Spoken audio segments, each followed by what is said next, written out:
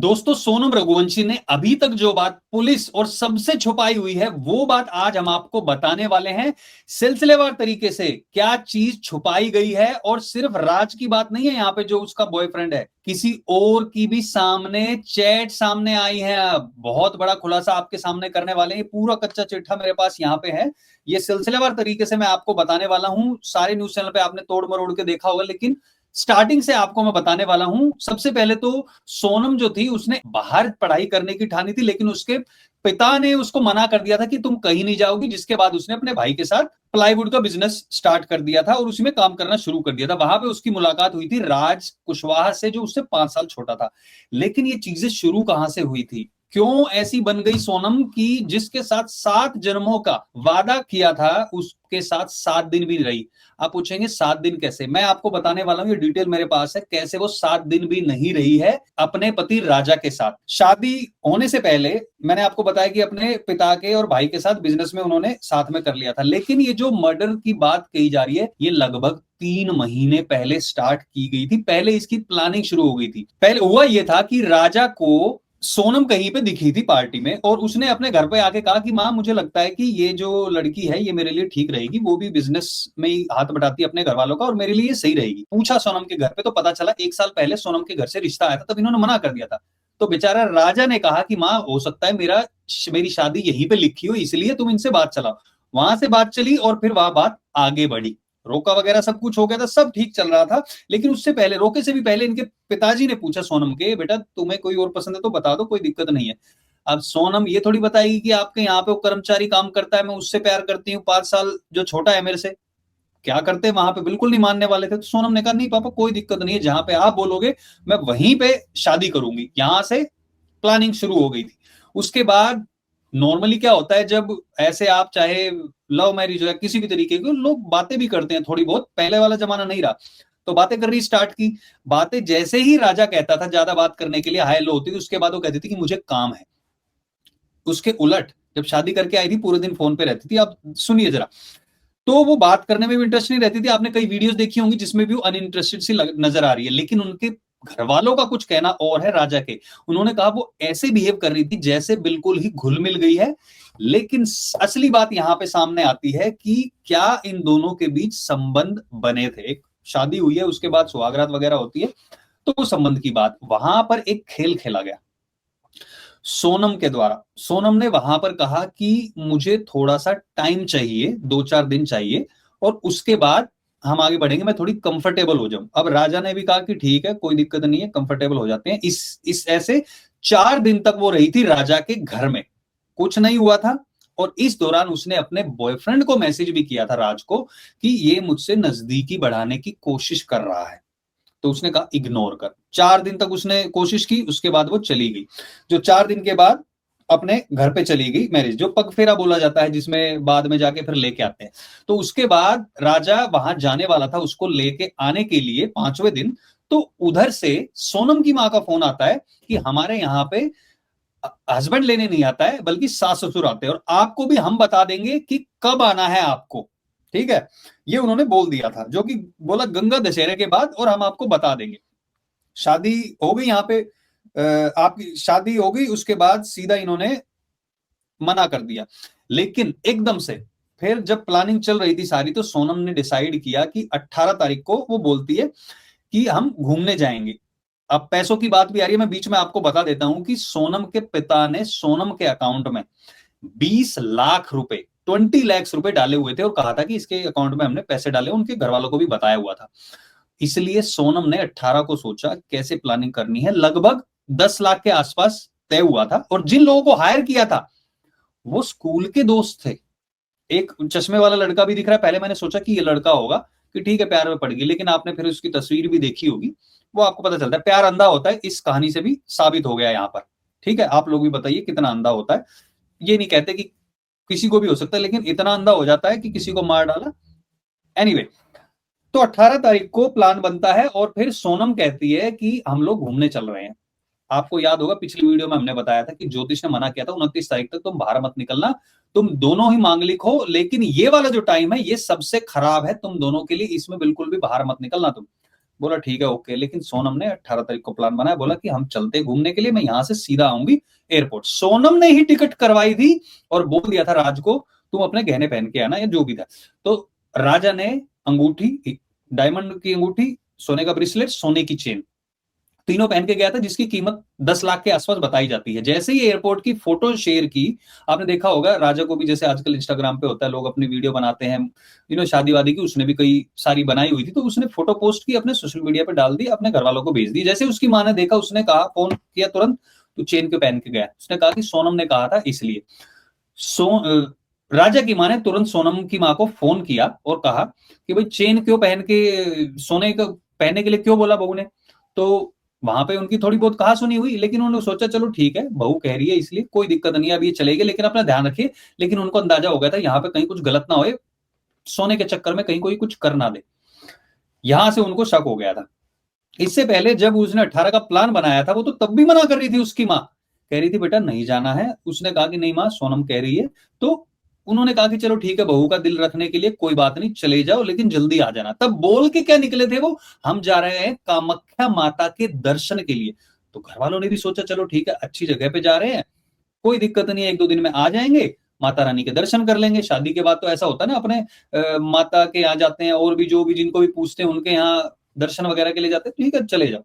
वहां से फिर एकदम से उनको फोन आता है, राजा के घर वालों को, कि हम लोग जा रहे हैं शिलोंग, मेघालय की तरफ जा रहे हैं। अभी तो प्लान में ही नहीं था। उसकी माँ ने कहा कि नहीं, वहां कहाँ जा रहे हो, वहां पे तो बहुत सुनसान रहता है, और वहां पे क्या करोगे तुम वहां पे? तो उन्होंने बताया कि 2-4 स्पॉट्स है, वहां पे जाएंगे हम, थोड़ा फोटो शूट वगैरह करेंगे, इसलिए जा रहे हैं। उसकी माँ ने फिर कहा जो चेन वगैरह पहनी है उनको निकाल देना जब ऐसी जगह पे जाओगे, क्योंकि रात का टाइम भी होता है और वहां पे पब्लिक भी कम रहती है और कुछ भरोसा नहीं है। तुम इधर नॉर्थ इंडिया की तरफ हो, ठीक है, यहाँ पे अलग बात होती है, लेकिन वहां पे बिल्कुल सुनसान जगह पे जाओगे तो, अभी तो खैर नॉर्थ इंडिया में भी जाते जाते कोई चेन तोड़ के ले जाता, कहीं किसी का भरोसा नहीं है। तो उन्होंने अपनी बेटे को कहा। अब 20 तारीख को कामाख्या माता के इन्होंने दर्शन किए, उसके बाद ये पहुंच गए वहां पे शिलोंग। अब 23 तारीख को जिस दिन मर्डर हुआ, उससे पहले क्या क्या चीजें हुई थी। पहले ही सोनम ने एक तरफ तो अपने पति की और अपनी दोनों की टिकटें बुक कर दी थी, उसके अलावा उसी ने बुकिंग किसकी कराई? बुकिंग करा दी वो 4 लोग जो वहां पर गए थे, 3 लोग, वहां पे उनके होटल से 1 किलोमीटर दूर तुम लोग रहोगे, कैश में तुम डील करोगे, कैश उनको थोड़ा सा पहले ही दे दिया था, किसी से तुम बात नहीं करोगे, कोई एंगेज होने की कोशिश करेगा उससे बात मत करना, नहीं तो फिर पता चल जाएगा। बहुत सारे क्राइम पेट्रोल देख के गई थी सोनम कि क्या क्या चीजें देखनी, क्या क्या नहीं करनी है। अब पुलिस कैसे पहुंची है, एक एक पॉइंट में मैं आपको बताने वाला हूं कैसे पहुंची, लेकिन वहां पे इनकी सारी प्लानिंग हो गई थी। तो प्लानिंग के तहत ये 1 किलोमीटर दूर थे, और फिर 23 तारीख को फोन करती है सोनम अपनी सास को, कहती है माँ हमारा तो, मम्मी जी हमारा तो यहाँ ऐसे झगड़ा भी हो गया चाय वालों से, ये तो एक कहते हैं ना बेस तैयार करना कि यहाँ पे झगड़ा हो गया है, कहीं फिर घर वालों को लगे अच्छा झगड़े में कहीं किसी ने मार दिया क्या, वो सीन क्रिएट माइंड में चल रहा है, ठीक है। तो वो वहां पे बोला, उन्होंने कहा कि नहीं तुम लोग किसी से फालतू मत करो, तुम लोग वहां से आ जाओ। उन्होंने कहा हाँ ठीक है हम आएंगे, लेकिन तुम वीडियो शेयर नहीं की। कह रहे कि वीडियो नहीं, यहाँ पे नेटवर्क नहीं आता, इसलिए फोटो शेयर कर दी। फोटो भी शेयर की, उसमें भी वो मैं आपको आगे बताऊंगा कि राजा को मारने के बाद। लेकिन वहां पर कहा कि बेटा एकादशी का व्रत था राजा की माँ का। तो सोनम क्या कहती है, मैं यहाँ पे आई हुई हूं, इसका मतलब ये नहीं है कि मैं एकादशी के व्रत छोड़ दूंगी। एकादशी का व्रत इतना प्योर होता है, जो भी लोग करते हैं, हमारी मम्मी ने भी किया, आपकी भी मम्मी लोगों ने किया होगा, तो आप लोगों को पता ही होगा। It's not easy thing, easy not in the sense कि आप किस तरीके से खाना पीना वो करते हैं, लेकिन बहुत सारी उसमें नियम होते हैं।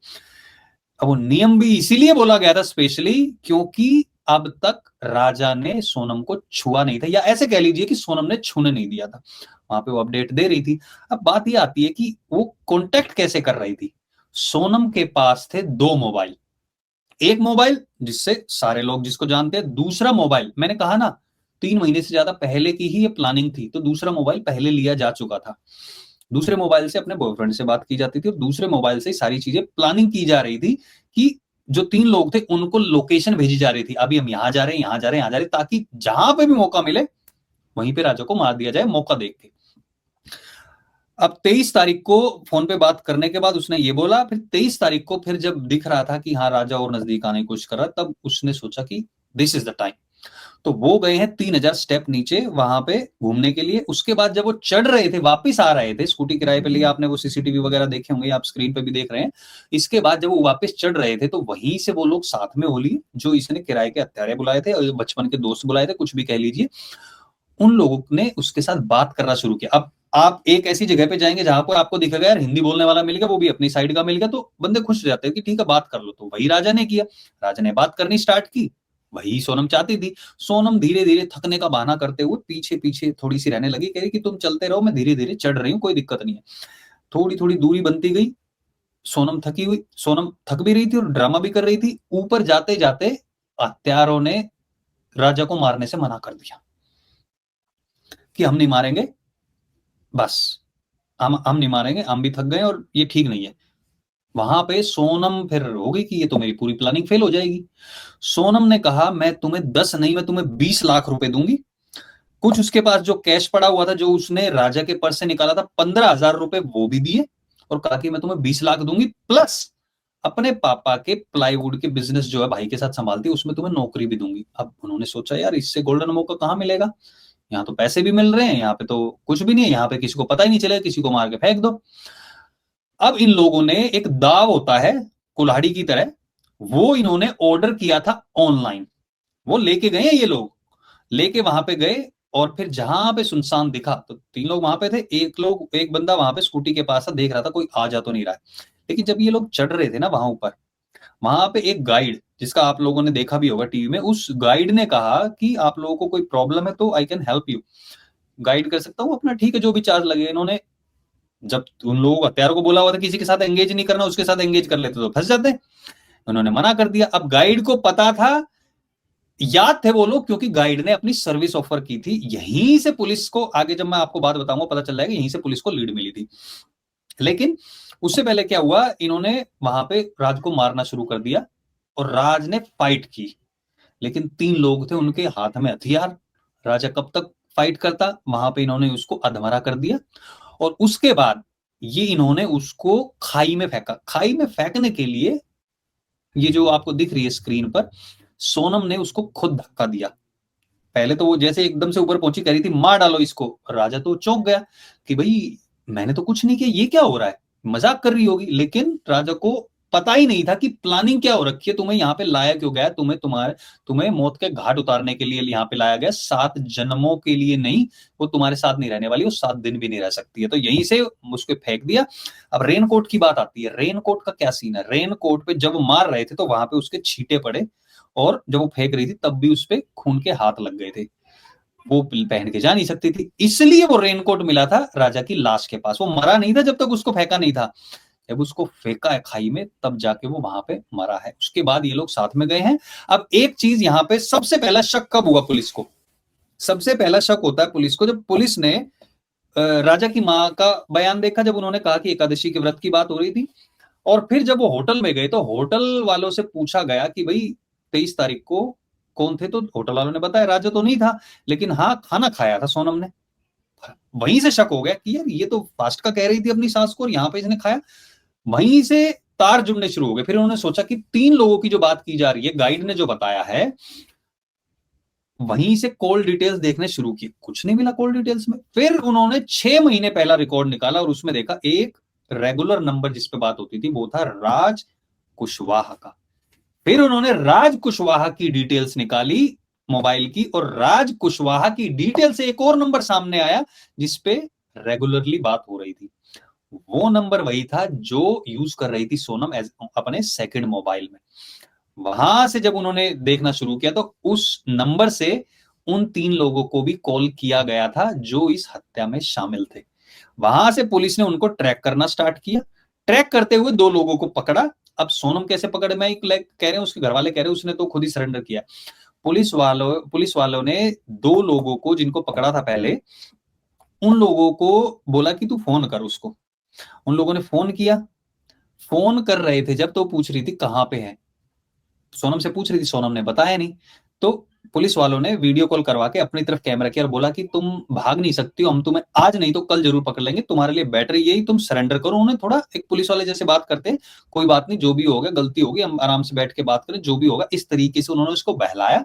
और वहां पे बोला, जब उसने अपने घर पे फोन किया गाजीपुर से, लेकिन वो वहां से पहुंची कैसे? शिलोंग से वो सीधा गई थी बिहार। पहले उनका प्लान था या तो हम नेपाल या बांग्लादेश, किसी दोनों में से किसी तरफ भाग लेंगे। बांग्लादेश के कम चांस थे, जो थ्योरी दिखाई जा रही थी, हमने पहले भी आपको कहा था वहां से कोई चांस नहीं है उसके।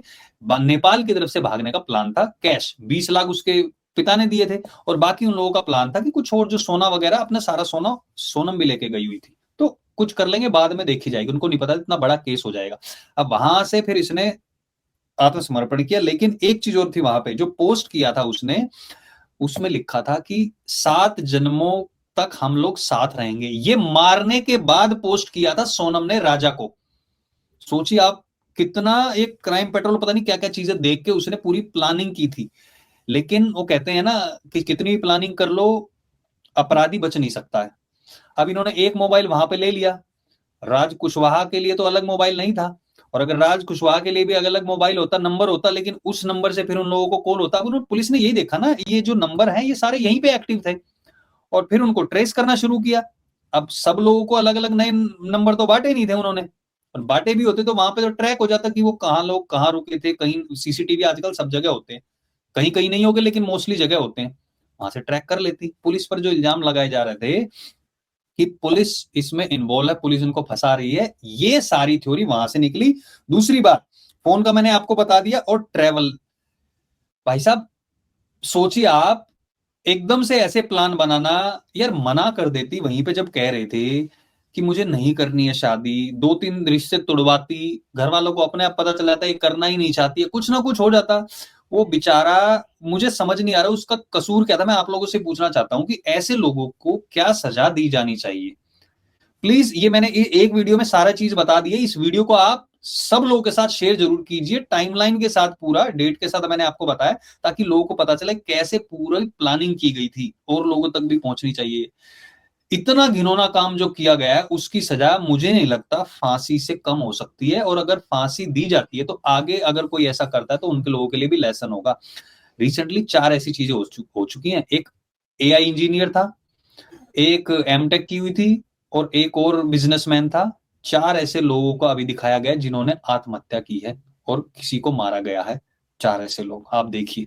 तो मैं आप लोगों से यही गुजारिश करूंगा कि प्लीज इस वीडियो को शेयर करें, कमेंट सेक्शन में अपने विचार रखें, और जो लोग नए जुड़े हमारे चैनल के साथ, चैनल को सब्सक्राइब जरूर कीजिए। अभी के लिए इतना ही, बहुत बहुत धन्यवाद देखने के लिए आपका। जय हिंद, जय भारत।